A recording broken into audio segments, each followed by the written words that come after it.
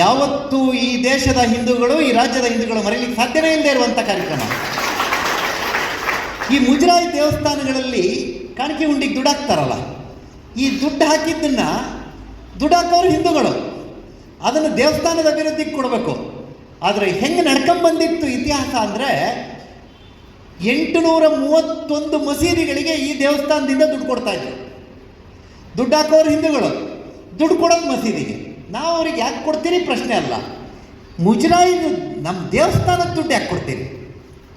ಈ ಕಾನೂನನ್ನು ಬದಲಾಯಿಸಿ ಮುಜರಾಯಿನ ದುಡ್ಡನ್ನು ದೇವಸ್ಥಾನಗಳಿಗೆ ಉಪಯೋಗಿಸಬೇಕು ಮತ್ತು ಅದು ಮುಜರಾಯಿ ಇಲಾಖೆ ವ್ಯಾಪ್ತಿಗೆ ಒಳಪಡುತ್ತದೆ. ಇದು ಅಲ್ಪಸಂಖ್ಯಾತ ಇಲಾಖೆಗೆ ಒಳಪಡೋದಿಲ್ಲ.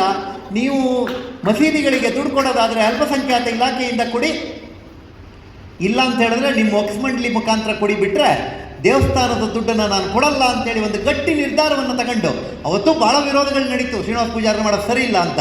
ಆದರೆ ಅಂಥ ಒಂದು ಗಟ್ಟಿ ನಿರ್ಧಾರ ತಗೊಂಡಂಥ ಸಚಿವ ಶ್ರೀನಿವಾಸ ಪೂಜಾರಿ.